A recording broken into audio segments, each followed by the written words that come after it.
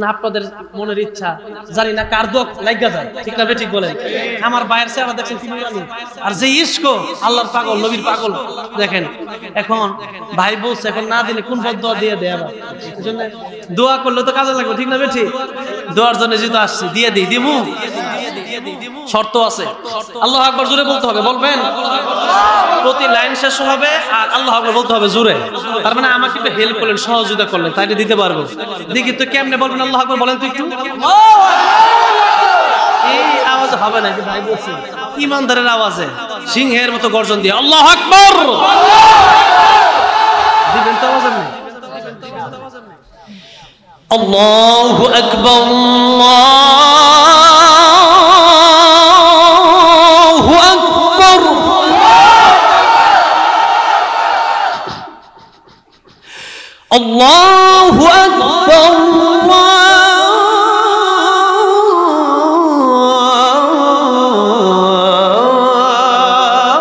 আল্লাহু আকবার, আশহাদু আল লা ইলাহা ইল্লাল্লাহ,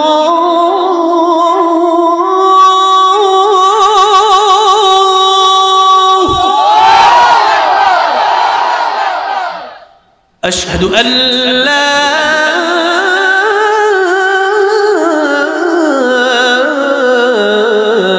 ইলাহা ইল্লাল্লাহ,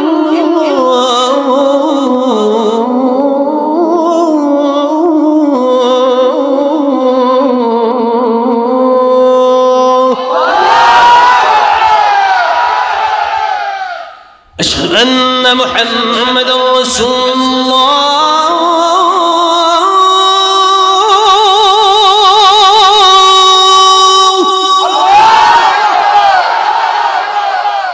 أشهد أن محمد رسول الله।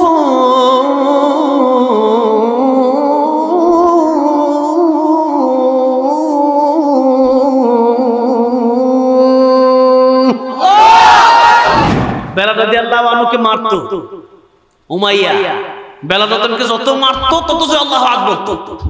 বলেন আল্লাহ আস্তে আল্লাহু আকবার বললে শোনে না? বেলাল রাদিয়াল্লাহু আনহু কি আস্তে বলতেন না জোরে বলতেন? জোরে বলতেন। জারি মানের স্পিড যত বেশি আল্লাহর নাম তার জবান দিয়ে বের হবে তত জোরে, ঠিক না ঠিক? বেলাল রাদিয়াল্লাহু আনহু জোরে জোরে বলেন। আবু বকর সিদ্দিক রাদিয়াল্লাহু আনহু রাস্তা দিয়ে যাচ্ছেন, দেখছেন বেলাল রাদিয়াল্লাহু আনহু তিনি জোরে জোরে আল্লাহর নাম বলছেন, আর যত জোরে বলে উমাইয়া তত জোরে মারে। আবু বকর সিদ্দিক রাদিয়াল্লাহু আনহু বললেন, বেলাল প্রতিদিন তোমাকে উমাইয়া মারে, যত মারে তত জোরে জোরে তুমি আল্লাহর নাম বলো। আল্লাহর নাম আমার আল্লাহ রাব্বুল আলামিন আস্তে বললেও শুনে, জোরে বললেও শুনে। তুমি আল্লাহর নাম আস্তে বললেই তো পারো। বেলাল রাদিয়াল্লাহু আনহু বললেন, আগামী কাল থেকে আমি আস্তে আস্তে বলবো। আবু বকর সিদ্দিক রাদিয়াল্লাহু আনহু পরের দিন যখন আসলেন, দেখলেন বেলালকে আবার মারে। বেলাল আবার আল্লাহ আল্লাহ আল্লাহ বলে, জোরে বল সুবহানাল্লাহ, আর আল্লাহর নাম জোরে জোরে বলে। আবু বকর সিদ্দিক রাদিয়াল্লাহু আনহু বললেন, বেলাল তোমাকে তো আমি গতকাল নিষেধ করেছিলাম আল্লাহর নাম আল্লাহ রাব্বুল আলামিন আস্তে বললেও শুনে, জোরে বললেও শুনে, তুমি কেন আবার জোরে জোরে বললা? বেলাল রাদিয়াল্লাহু আনহু বললেন, আমি আগামী কাল থেকে আস্তে আস্তে বলার চেষ্টা করব ইনশাআল্লাহ। পরের দিন যখন আবু বকর সিদ্দিক রাদিয়াল্লাহু আনহু আসলেন, আসার পর দেখলেন বেলাল রাদিয়াল্লাহু আনহু আগে যেমন জোরে জোরে আল্লাহর নাম উচ্চারণ করেছেন, এখন এমন জোরে জোরে আল্লাহর নাম উচ্চারণ করে। আবু বকর সিদ্দিক রাদিয়াল্লাহু আনহু বললেন, বেলাল তোমার উমাইয়া প্রতিদিন মারে, আর আমি না তোমারে প্রতিদিন বলে যাই তুমি আল্লাহর নাম আস্তে আস্তে বলবি। এরপর আজকে তৃতীয় দিন তোমার কাছে আমি জিজ্ঞাসা করতে চাই, আল্লাহর নাম তুমি কেন জোরে জোরে বলো? বেলাল রাদিয়াল্লাহু আনহু বললেন, ভাই আবু বকর আমাকে যখন উমাইয়া মারে আল্লাহর নাম আমি আস্তে বলতে চাই, কিন্তু আমার যত মারে তত জোরে জোরে আমি আল্লাহর নাম উচ্চারণ করি। এইজন্য যত জোরে জোরে আল্লাহর নাম বলি আমার এই যন্ত্রণা দুঃখ কষ্ট আমি ভুলে যাই। সেজন্য ইমানদার যারা আল্লাহর নামে স্লোগান তাদের জবান থেকে বের হবেই হবে, কেউ আটকাতে পারবে না। আমাদের কাছে অস্ত্র নাই, আমাদের কাছে অর্থ নাই, আমাদের কাছে বুলেট কামান নাই, কিন্তু পাকিস্তান আর ভারত যুদ্ধ হচ্ছে, আপনারা জানেন। এটা শুধু পাকিস্তান আর ভারতের যুদ্ধ নয়, পাকিস্তান আর ভারত যে যুদ্ধটা হচ্ছে, আমার তো মনে হয় গজওয়াতুল হিন্দের দিকে আমরা এগিয়ে যাচ্ছি, গজওয়াতুল হিন্দের দিকে আমরা এগিয়ে যাচ্ছি।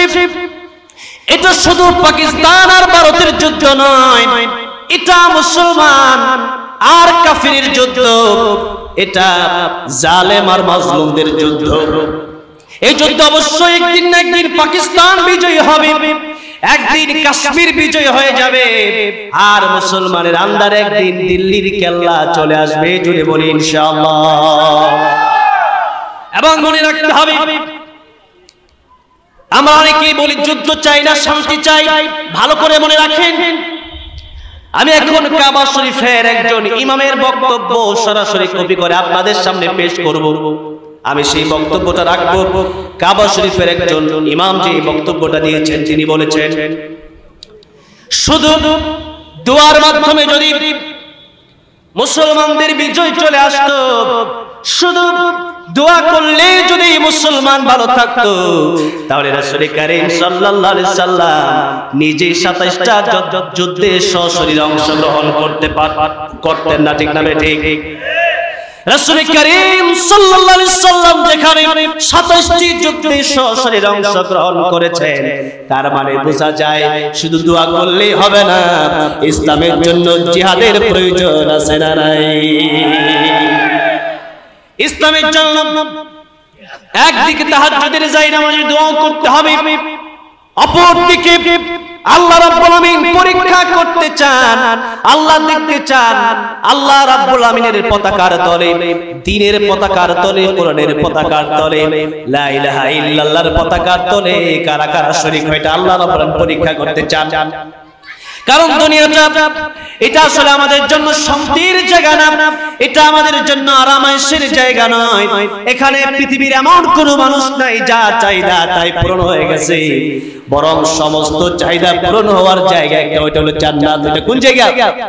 জান্নাত। আর আল্লাহর নবী বলছেন আদ-দুনিয়া মাজরাতুল আখিরাহ, এই দুনিয়া হচ্ছে তোমাদের কাজের জায়গা, দুনিয়া তোমাদের এমন কাজের জায়গা, এটা হচ্ছে তোমাদের জন্য ক্ষেত মাঠ, এখানে কাজ করবা, যে গাছ লাগাবা ওই গাছের ফল তোমাকে কিয়ামতের ময়দানে দেওয়া হবে।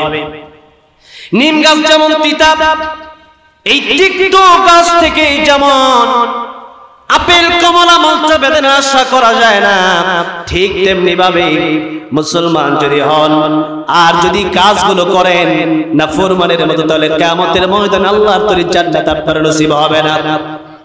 সেজন্য আল্লাহ রাব্বুল আমিন বললেন ইন্নাল আবরারা লাফি নাঈম ওয়া ইন্নাল ফুজ্জারা লাফি জাহিম। নেক কাজ করলে জান্নাতে যাওয়া যাবে, আর বদ কাজ করলে জাহান্নামে যাওয়া লাগবে। সেজন্য মনে রাখতে হবে, আল্লাহ রাব্বুল আমিন বলছেন দুনিয়াটা তোমাদের জন্য আরামায়েশের জায়গা নয়, বরং আল্লাহ বলছেন আল্লাযী খালাকাল মাউতা ওয়াল হায়াতা লিয়াবলুয়াকুম আইয়ুকুম আহসানু আমালা।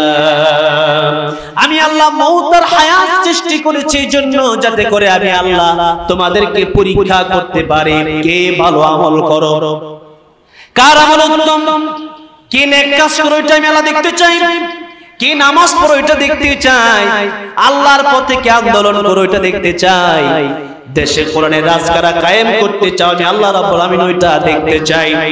সুতরাং দুনিয়াটা হচ্ছে কষ্টের জায়গা। মুসলমান মুসলিম শব্দের অর্থ জানে না, মুসলমান কারে বলে এটা জানে না। মুসলমান মুসলিম মানে হচ্ছে আত্মসমর্পণ করা, এটাই আজকে মুসলমান জানে না। তার মানে আপনি আত্মসমর্পণ করলেন আল্লাহ রাব্বুল আমিনের কাছে। আল্লাহ রাব্বুল আমিন বলছেন ইন্নাল্লাহা আশতারা মিনাল মুমিনিনা আনফুসাহুম ওয়া আমওয়ালাহুম বিআন্না লাহুমুল জান্নাহ। মুমিনের জান আর মাল আল্লাহ রাব্বুল আমিন ক্রয় করে নিয়েছেন জান্নাতের মাধ্যমে। সুতরাং দুনিয়াতে আমরা এসেছি, মরতে একবার হবে। এই মরণটা আমরা বিড়ালের মতো মরতে চাই না, বরং আল্লাহর কোরআনের পাগল হয়ে, আল্লাহর দ্বীনের প্রেমিক হয়ে, রাসূলুল্লাহর আশিক হয়ে শহীদি মৃত্যু আমরা কামনা করে চলবো। কারণ হচ্ছে আল্লাহর নবী বলেছেন, যে ব্যক্তি শহীদ হয়ে যায়, ওই ব্যক্তি শহীদ হতে দেরি হয়, আল্লাহর তরিক জান্নাতে যেতে তার দেরি হয় না। আল্লাহু আকবার। সেই জন্য দুনিয়াতে যেতে এসেছি, মরতে যেতে হবে। সেই তো সাধারণভাবে সাধারণ সব কুকুর মরে, বিড়ালও মরে, তাদের মৃত্যু যেমন হয়, আমিও যদি এমন ভাবে মরে যাই, এই মৃত্যুর দাম রইল না, বরং এমন ভাবে মরতে চাই যে মৃত্যু বরণ করলে পরে আল্লাহর সামনে বীরের মতো দাঁড়াতে পারবো। ওই মৃত্যুর নাম হলো শহীদের মৃত্যু। কোন মৃত্যু বলেন? কোন মৃত্যু? সাহাবী আল্লাহর নবীর কাছে এসে কালিমা পড়ে যখন মুসলমান হয়ে গেল, নাম ছিল আব্দুল উজ্জা, পরে নবীজি নাম দিয়েছিলেন আব্দুল্লাহ। বাড়ি ঘর ছেড়েছিল শুধুমাত্র ইসলাম ধর্মের কারণে, এমনকি নিজের লঙ্গিটা পর্যন্ত চাচা রেখে দিয়েছিল। সেই আব্দুল্লাহ রাদিয়াল্লাহু আনহু যখন কালিমা পড়ে মুসলমান হয়ে গেলেন, আমার নবী ডাক দিয়ে বললেন, আব্দুল্লাহ, তোমার কোনো চাহিদা থাকলে আমার কাছে বলো, আমি আল্লাহর কাছে তোমার চাহিদার জন্য দোয়া করব। সাহাবী বললেন, ইয়া রাসূলুল্লাহ, ইয়া হাবিবাল্লাহ, দুনিয়ার কোনো চাহিদা আমার নাই, আপনি আমার জন্য দোয়া করেন, আল্লাহ যেন আমাকে শহীদের মৃত্যু দান করে দেন। আল্লাহু আকবার। সাহাবী যুদ্ধের ময়দানে চলে গেল, যুদ্ধটা হলো না। সাহাবী যুদ্ধের ময়দান থেকে ফিরে আসার সময় শহীদ হয়ে গেলেন। নবীজি বললেন, আল্লাহর দ্বীনের পথে যে ব্যক্তি মৃত্যুবরণ করলো, সাধারণ মৃত্যু হয় নাই, বরং তিনি শহীদ হয়েছেন। তিনি কি হয়েছেন? শহীদ হয়েছেন। আমি আল্লামা সাঈদীর নামে গান লিখেছি রাহমাতুল্লাহ আলাইহি। আল্লামা সাঈদী, তুমি মরনি, শহীদ হয়েছো তুমি এটাই জানি। সাঈদী রাহমাতুল্লাহ আলাইহি নিয়ে অনেকেই গান লিখেছেন। একটি মাত্র ইসলামী সঙ্গীত আল্লামা সাঈদী রাহমাতুল্লাহ আলাইহি নামে গানটি গাওয়ার জন্য আমাকে সর্বপ্রথম কাতারে দাওয়াত করা হয়েছিল। সে আল্লামা সাঈদী রাহমাতুল্লাহ আলাইহি গান লিখতে গিয়ে আমি কথা বলেছিলাম, তুমি শহীদ হয়েছো এটাই জানি। আমাকে অনেকেই সেদিন তখন জিজ্ঞাসা করেছিল, আল্লামা সাঈদী আবার শহীদ হয়েছে কিভাবে? আপনারা জানেন তারা আওয়ামী লীগের লোক ছিল। আমি তখন বলেছিলাম, আল্লামা সাঈদী রাহমাতুল্লাহ নামে যখন গান লিখেছি, আমি এমনিই লিখি নাই, অনেক চিন্তা করার পরে গান লিখেছি। আবার আমার যে বড় বড় লেখক যে তাদেরকে গানটা আমি দেখাইছি। এই গানের মর্যাদা হয়তো আপনি টের পান নাই, কারণ আপনি তো কোরআন হাদিস আপনি জানেন না। কোরআন হাদিস যদি জানতেন এই কথা বলতেন না। আল্লাহ রাব্বুল আমিন বলেছেন, ওয়ালা তাকুলু লিমান ইয়াকতালু ফি সাবিলিল্লাহি আমওয়াত বাল আহইয়াউ ওয়ালাকিন লা তাশউরুন। আল্লাহর রাস্তায় যারা জীবন দিয়ে দিল, আল্লাহর রাস্তায় যাদের মৃত্যু হয়ে গেল, এরা মরে যায় না, বরং এরা শহীদ হয়ে যায়। তারা আল্লাহর জান্নাতে তাদেরকে আল্লাহ পাখি বানায় দেন, পাখির মদত করে তারা উঠতে থাকে এবং আল্লাহ রাব্বুল আমিন তাদেরকে রিজিক দিতে থাকেন। যদি বলেন সুবহানাল্লাহ। এজন্য নবী জন্য হাদিস শরীফের ভিতরে বলেছেন, দুনিয়াতে আমরা যদিও বাস্তবে দেখি গর্দানটা কেটে ফেলার সাথে সাথে মস্তকটা আলাদা হয়ে যায় আর দেহটা আলাদা হয়ে যায়। নবীজি বললেন, দুনিয়াতে সবচেয়ে সহজ মৃত্যুর নাম হচ্ছে শহীদি মৃত্যু। আল্লাহু আকবার। এজন্য আমার জীবনের সর্বশেষ ইচ্ছা হচ্ছে যেন শহীদ হয়ে যেতে পারি। আল্লাহ রাসূল সাল্লাল্লাহু আলাইহি সাল্লাম বলেন, একটা পিপিলিকা কামড় দিলে যত বেশি কষ্ট হয়, এত বেশি, এর চেয়ে বেশি কিছু না। শহীদ মৃত্যু এমন মৃত্যু, আর অন্যান্য মৃত্যু বড় কঠিন মৃত্যু। সেজন্য আল্লাহর নবী, বিশ্ব নবী রাহমাতুল লিল আলামিন বলেন তো, আল্লাহর পরে আমার নবীর চেয়ে মর্যাদাপূর্ণ আর কেউ আছে নাকি? জোরে বলেন আছে? দুটি কথাই রাসূল সাল্লাল্লাহু আলাইহি ওয়াসাল্লামের শ্রেষ্ঠত্ব বর্ণনা করা যায়। সেটা হচ্ছে সৃষ্টির শ্রেষ্ঠ, সৃষ্টির শ্রেষ্ঠ রাসূলুল্লাহ সাল্লাল্লাহু আলাইহি ওয়াসাল্লাম। তার উপরে কি কোনো সৃষ্টি আছে? আল্লাহ হচ্ছেন স্রষ্টা, আর আমরা সৃষ্টি। আর আমাদের মধ্যে এই পৃথিবীতে যত মাখলুকাত আছে, সবচেয়ে বেশি দাম কার? বলেন কার? বিশ্বনবী রাহমাতুল লিল আলামিন। সেজন্য নবীজির যখন জান কবজ করছিল মালাকুল মাউত, ঘরের বাইরে থেকে অনুমতি চাচ্ছিলেন। মালাকুল মাউত সালাম দিচ্ছেন, আসসালামু আলাইকা ইয়া রাসূলুল্লাহ। নবীজি বললেন, ফাতেমা তাকায় দেখো ঘরের বাইরে থেকে কে আমাকে সালাম দেয়।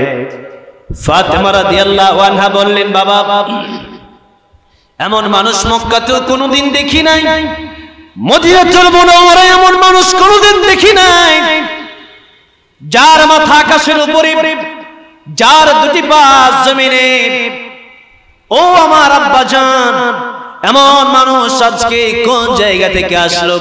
রাসূলুল্লাহ সাল্লাল্লাহু আলাইহি সাল্লাম বললেন, এটা মালাকুল মাউত আজরাইল। ঘরের ভিতরে ঢোকার জন্য পারমিশন দিলেন।